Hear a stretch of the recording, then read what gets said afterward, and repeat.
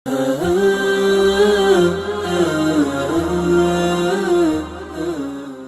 اللہ الرحمن الرحیم والصلاة والسلام علی رسولہ الکریم وعلی آلہ وصحبہ اجمعین، اما بعد۔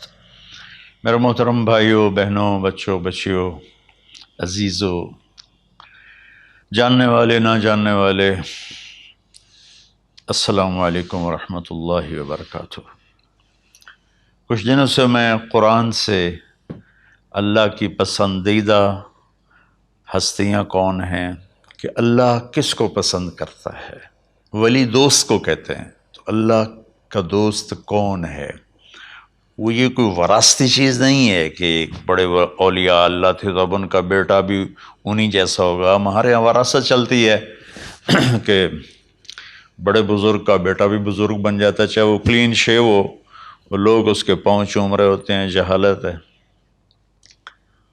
تو آج میں تھوڑا سا سورہ بنی اسرائیل ہے، اس میں بھی سارے اخلاق بیان ہوئے۔ میرے بھائی بہنوں، ایمان لانے کے بعد انسان بنتا ہے، اور اس کے بعد اس کی قیمت، اس کا بڑا پن، اس کی وجاہت، اس کی شرافت، وہ پیسوں سے نہیں ہوتی۔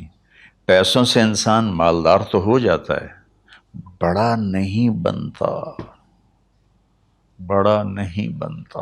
ہمارا علم غلط ہو گیا۔ بڑا بڑا بندہ جے بولدیاں 3 ملن، یہ 200 مربع، یہ نوابہ فلانا ہے، نوابہ فلانا ہے۔ میرے بھائیو، یہ بالکل غلط علم ہے۔ بڑا وہ ہے جسے اللہ پسند کرے، بڑا وہ ہے جو میرے نبی کی زندگی کے پیچھے چلے، بڑا وہ ہے جس سے اللہ تعالیٰ راضی ہو جائے، باقی سب چھوٹے چھوٹے ہیں۔ تو آج ایک تیسری جگہ سے میں کچھ باتیں قرآن سے عرض کروں گا جن کا تعلق ہمارے ایمان سے بھی ہے، اخلاق سے بھی ہے۔ وہ ہے بسم اللہ الرحمن الرحیم، وَقَضَىٰ رَبُّكَ أَلَّا تَعْبُدُوا إِلَّا إِيَّاهُ بِالْوَالِدَيْنِ إِحْسَانًا إِمَّا يَبْلُغَنَّ عِندَكَ الْكِبَرَ أَحَدُهُمَا أَوْ كِلَاهُمَا فَلَا تَقُل لَّهُمَا أُفٍّ وَلَا تَنْهَرْهُمَا وَقُل لَّهُمَا قَوْلًا كَرِيمًا وَاخْفِضْ لَهُمَا جَنَاحَ الذُّلِّ مِنَ الرَّحْمَةِ وَقُل رَّبِّ ارْحَمْهُمَا كَمَا رَبَّيَانِي صَغِيرًا۔ یہ بہت بڑا مضمون ہے۔ اللہ نے قرآن بھر دیا والدین کے خدمت کے لیے، والدین کی اطاعت کے لیے، والدین کی ماننے کے لیے۔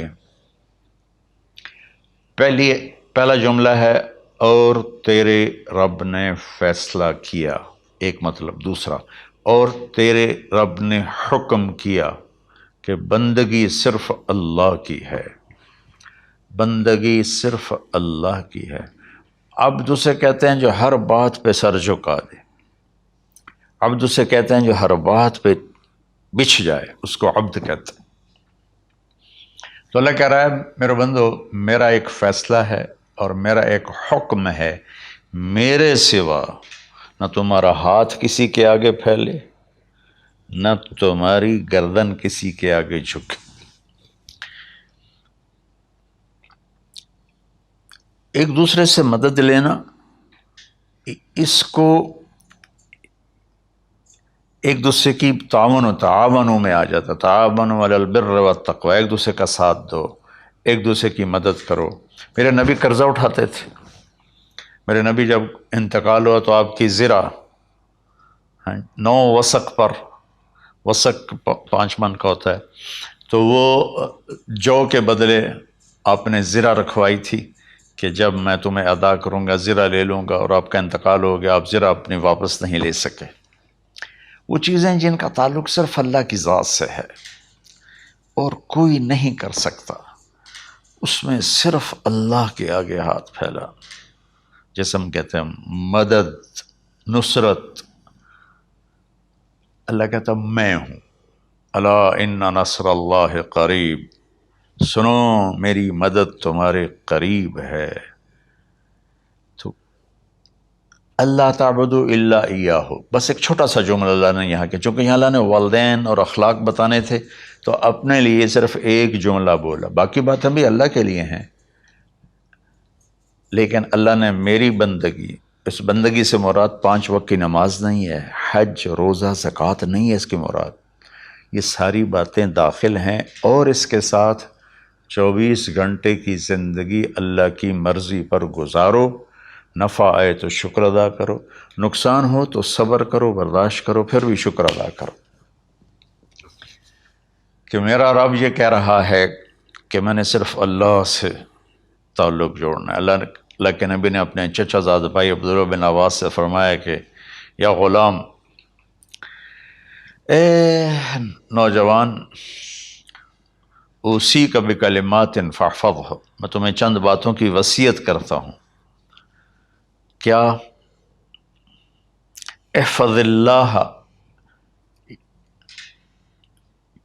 احفظ اللہ یحفظک اللہ، یحفظک اللہ، اللہ کے اوامر کی حفاظت کر، اللہ تیری حفاظت کرے گا۔ احفظ اللہ تجدہ تجاہک، تو اللہ کے اوامر، اسلام، حلال حرام کی پہچان کر کے زندگی گزار تو اللہ کو ہر وقت تو اپنی مدد کے لیے تیار پائے گا۔ اور لمبی حدیث ہے، بنا عشاء کی نماز کا وقت ہو رہا ہے، اس میں وہ جملہ جو اس میرے مضمون سے متعلق ہے، وَإِذَا سَأَلْتَ فَاسْأَلِ اللَّهِ، جب بھی مانگو اللہ سے مانگو، جب بھی مانگو اللہ سے مانگو، اللہ کے سوا کوئی دینے والا نہیں ہے، صرف اللہ ہے دینے کے لیے۔ وَإِذَا اسْتَعَنْتَ فَاسْتَعِنْ بِاللَّهِ، اور جب مدد کے لیے ہاتھ اٹھاؤ تو صرف اللہ کو پکارو، جب ضرورت حاجت کے لیے، مدد کے لیے ہاتھ اٹھاؤ تو اپنے اللہ کو پکارو۔ تو یہ حدیث کی بات بھی ہے اور یہ قرآن کی بات بھی ہے۔ اس کے بعد آگے اللہ کہتا ہے وَبِالْوَالِدَيْنِ إِحْسَانًا، اور اپنے والدین کے ساتھ احسان کرو۔ احسان کا کیا مطلب ہے؟ اللہ آگے اسی کی تشریح کر رہا ہے۔ ویسے احسان کا مطلب عربی میں ہوتا ہے، یہ جو ہمارا اردو کا احسان ہے، میں تیرے تو احسان کیتا ہے تو ہوں میں نالے کی کر رہے ہیں، یہ بھی مطلب ہے، لیکن احسان کا اصل مطلب ہوتا ہے، احسان حسن سے ہے، حسن، حسن سے الف، 2 الف ملے اور احسان بن گیا۔ احسان کا مطلب ہوتا ہے کسی بھی کام کو جو دنیا کا ہے، دین کا ہے، اسے انتہائی خوبصورت طریقے سے کرنا۔ جیسے کسی دلہن کا میک اپ ہوتا ہے نا، تو 5-6 گھنٹے 4 گھنٹے کے بعد وہ کہتی ہے، جو ہوتی ہے اس کا میک اپ کرنے والی، کہ جی بس یہ مکمل ہو گیا ہے اور اب اس سے آگے نہیں ہے۔ تو آخری انتہا، اچھائی کی آخری انتہا پر پہنچ کے کام کرنے کو احسان کہتے ہیں۔ تو میرا اللہ کہہ رہا ہے میرے بندو، اپنے والدین کے ساتھ وہ کرو کہ جو بھلائی کی، خدمت کی، ماننے کی آخری حد ہے۔ سبحان اللہ۔ وبالوالدین احسان، بالوالدین پہلے ہے، احسان بعد میں ہے۔ اللہ تعالیٰ نے باقی سب کو پیچھے کر کے فرمایا کہ دیکھو خاص طور پہ ماں باپ کے ساتھ وہ رویہ کرو کہ ان کے دل سے دعائیں نکلیں۔ چند دن پہلے ایک والد یوں ہاتھ اٹھا کے کہہ رہا تھا اپنے بیٹے، اکلوتا بیٹا، میں منگنا اللہ کو لو، اللہ تینوں چاہ لوے۔ باپ بیٹے کے لیے یہ دعا مانگ رہا تھا اور بیٹا اکیلا ہے، یہ بد دعا باپ کر رہا تھا۔ تو بھائیو ایسی اولاد نہ بنو جس ماں نے پیٹ میں 9 مہینے اٹھایا، پھر جننے کی تکلیف برداشت کی۔ ایک شخص آیا حضرت عبید بن عمیر کے پاس کہ حضرت میں نے ماں کو اپنے کندھے پہ بٹھا کے پیدل حج کرایا ہے، مینا لے گیا، عرفات لے گیا، مزدلفہ، پھر مینا، پھر مکہ، تو کیا میں نے ماں کا حق ادا کر دیا؟ میں نے فرمایا ولا تلقۃ واحدہ، بیٹا ابھی ایک تلقہ کا حق بھی ادا نہیں ہو۔ تلقہ کسے کہتے ہیں؟ جب بچہ پیدا ہونے کا وقت آتا ہے تو ماں کو دردوں کی لہریں اٹھتی ہیں، وہ اتنی خوفناک ہوتی ہیں کہ ماں چیخ چیخ کے رہ جاتی ہے، اور بعض اوقات ڈلیوری لیٹ ہو جاتی ہے تو وہ تڑپتی ہے، روتی ہے۔ وہ جو لہریں ہیں نا پیٹ میں آتی ہیں جاتی ہیں، آتی ہیں جاتی ہیں، ایک لہر جو درد کی اٹھتی ہے اس کو کہتے ہیں طلقہ۔ میں قربان جاؤں، انہوں نے فرمایا بیٹا ابھی تیری ماں نے جو تجھے جنا تھا اس وقت جو تجھے درد، تیری ماں نے درد کی لہریں برداشت کی تھیں، اس میں سے ایک لہر کا بھی حق ادا نہیں ہوا، یعنی کہ حق ادا ہو ہی نہیں سکتا۔ یہ مطلب کہ حق ادا ہو ہی نہیں سکتا، کہ بیٹا ابھی ایک کا بھی نہیں۔ پھر حضرت عبداللہ بن عمر سے ایک شخص نے پوچھا کہ اچھا یہ جو آدمی تھا یہ خراسان، یہ ایران میں ہے اور افغانستان میں، یہاں سے ماں کو پیدل کندھے پہ بٹھا کے مکے پہنچا تھا، اندازہ لگا اس نے کتنی مشقت اٹھائی۔ اور عبید اللہ بن عمیر کہتے ہیں بیٹا ابھی ایک لہر کا حق ادا نہیں ہوا۔ یہی سوال حضرت عبداللہ بن عمر سے کیا ایک شخص نے کہ حضرت میں نے اپنی ماں کو حج کرایا ہے، سارا میں نے پیدل کرایا ہے اور کندھے پہ اٹھا کے کرایا ہے، تو کیا میں نے ماں کا حق ادا کر دیا؟ ولا ظفرۃ واحدہ ولا ظفرۃ واحدہ۔ ہائے ہائے، کہ بیٹا تیری ماں نے تجھے پالتے ہوئے جو تھک تھک کے لمبے لمبے سانس لیے، ہوکے بھرے، ابھی ایک ہوکے کا حق بھی ادا نہیں ہوا، یعنی حق ادا ہو ہی نہیں سکتا۔ تو احسان کے آگے تشریح آ رہی ہے۔ تو آج میں صرف اتنی بات کروں گا کہ میرے بھائیوں، میری بہنوں، میرے بچوں، میری بچیوں، اللہ کے واسطے ماں باپ کو دکھ نہ دینا ورنہ اللہ بھی ناراض ہو جائے گا۔ چند دن پہلے ایک بچہ بچی میرے پاس آئے، دونوں میڈیکل اسٹوڈنٹ تھے، کہیں کہ ہم شادی کرنا چاہتے ہیں۔ تو بچی نے کہا جی میرے والدین ناراض ہیں، وہ نہیں، اس رشتے پر راضی نہیں ہیں۔ تو میرے باپ کہتے ہیں اگر تو نے یہاں رشتہ کیا تو تیری میری ایک درمیان ایک خط آئے، کھچ جائے گا، ایک خلیج، ہم اس پار نہیں آئیں گے تو اس پار نہیں آئے گی۔ میں نے کہا بیٹی جس ماں نے تجھے 9 مہینے پیٹ میں پالا، 2 سال تجھے دودھ پلایا، تیری پوٹیاں پیشاب صاف کیا، تجھے پیمپر باندھے، تجھے اٹھ اٹھ کے راتوں کو اپنی چھاتی سے دودھ پلایا، کیا اب اس کا اتنا بھی حق نہیں کہ تم اس کی رائے کا احترام کرو؟ اتنا بھی حق نہیں ہے؟ تو میں نے کہا بیٹا میری کوئی رائے نہیں ہے، تو اگر تیرے ماں باپ راضی ہیں تو بسم اللہ ضرور کر، اگر راضی نہیں ہیں تو دیکھو موت تک تجھے ماں باپ کی دعا نہیں ملے گی، اور ماں باپ کی دعا نہ ملی تو کچھ بھی نہیں ملے گا۔ تو بھائیو دوستو، خاص طور پر آج کے کالج کے نوجوان بچے بچیاں یہ ماں باپ کے ساتھ بہت بدتمیزی کرتے ہیں، چونکہ اس میں والدین کا پہلا قصور ہے کہ انہوں نے ان کو دین نہیں سکھایا۔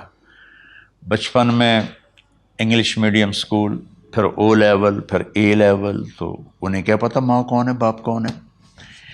ایک پرانی بات ہے، ایک شخص اپنے بیٹے کو لے کر آیا کہ یہ میرا بچہ ہے اور یہ فلاں جگہ شادی کرنا چاہتا ہے اور ہم میں سے کسی کی رائے نہیں ہے اور یہ مانتا نہیں ہے، اور اس کے ساتھ اس نے نا دھاڑے مار کے رونا شروع کیا۔ تو میں نے بچے کو دیکھا تو یوں کر کے بیٹھا تھا، اس کا باپ رو رہا ہے، ہچ کیوں تو ایسے بیٹھا ہو۔ تو مجھے اچانک خیال آیا، میں نے کہا شیخ صاحب اس کو کہاں پڑھایا تھا؟ کہا جی امریکن اسکول۔ میں نے کہا اس کے بعد؟ کہا جی اس کے بعد آسٹریلیا بھیجا تھا مزید تعلیم کے لیے۔ ان کے شیخ صاحب اس بچے کا کوئی قصور نہیں، آپ کا قصور ہے، اس کو تو پتہ ہی نہیں میری ماں کیا ہے میرا باپ کیا ہے۔ ایک ہماری تہذیب تھی وہ ختم ہو گئی ہے، اس میں علم نہیں بھی تھا تو ماں باپ کا۔ میں نے اپنی آنکھوں سے دیکھا، میں نے اپنے دادا کو دیکھا لیکن میں یاد نہیں، لیکن جو میرے دادا کے چھوٹے بھائی تھے ان کو میں سنبھلتا ہوں، ان کو میں نے دیکھا ہے، 3ری 4تھی جماعت تک میں تھا۔ 61 میں ان کا انتقال ہوا، میری 9 سال عمر تھی، تو 8 سال۔ ان کے بیٹے جوان تھے، اور ڈیرے میں جب وہ بیٹھتے تھے تو ان کے بچے ان کے سامنے نہیں بیٹھتے تھے، ان کی پیٹھ کے پیچھے بیٹھتے تھے۔ اتنا ادب تھا، حالانکہ چاروں کے چاروں دین نہیں جانتے تھے، تہذیب تھی، ثقافت تھی، جو آج کی تہذیب نے ہم سے سب کچھ چھین لیا۔ اب بھی آپ جاؤ بیٹا تھر پارکر میں گیا ہوں 2-3 دفعہ، اور وہاں مسلمان نہیں، ہندو عورتیں جب گاڑی گزرتی ہے تو گھونگھٹ کو نیچے کر لیتی ہیں، اپنا چہرے کو فوراً چھپا لیتی ہیں۔ تو خیر بہرحال میں نے کہا شیخ صاحب اس بچے کا قصور نہیں، آپ کا قصور ہے، تو میرے بچوں اپنے ماں باپ کو خوش کرو، راضی کرو۔ ان کا راضی ہونا اللہ کی رضا ہے۔ میں اس کی تفصیل انشاءاللہ آگے بتاؤں گا، آج میں صرف اتنا ہی میں نے تمہید باندھی ہے کہ ماں باپ کا کیا مقام ہے، ان کی کیا عزت ہے۔ ایک شخص آیا، یا رسول اللہ میرا باپ میرے پوچھے بغیر میرا مال خرچ کر لیتا ہے۔ آپ نے کہا بلاؤ، چونکہ بچے کا ذاتی مال اگر ہو تو شرع کے لحاظ سے باپ پوچھ کے استعمال کرے، بغیر پوچھے استعمال نہ کرے۔ جب اسے پتہ چلا کہ میرے بیٹے نے شکایت کی ہے تو عرب کی شاعری تو مشہور تھی، انہیں دل دل میں کچھ اشعار پڑھے۔ جو آیا تو جبریل پہلے آ گئے، یا رسول اللہ اللہ تعالیٰ کہہ رہے ہیں آپ اس سے پوچھیں وہ شعر بتاؤ جو تیرے کانوں نے تو نہیں سنے، تیرے دل میں آئے تھے اور اللہ نے سن لیے۔ تو اللہ کے نبی نے فرمایا بھائی تیرا انشاءاللہ کیس سنتے ہیں، لیکن پہلے وہ شعر سناؤ جو تم نے تو نہیں کہے زبان سے پر اللہ نے سن لیے ہیں۔ تو پھر اس نے وہ اشعار پڑھے، اور اس کے آگے کیا ہوا یہ میں انشاءاللہ اگلے کلپ میں بتاؤں گا کہ باپ کا کیا مقام ہے، ماں کا کیا مقام ہے۔ السلام علیکم ورحمۃ اللہ۔